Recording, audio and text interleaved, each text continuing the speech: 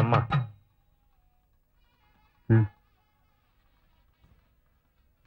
ఇగో అమ్మా,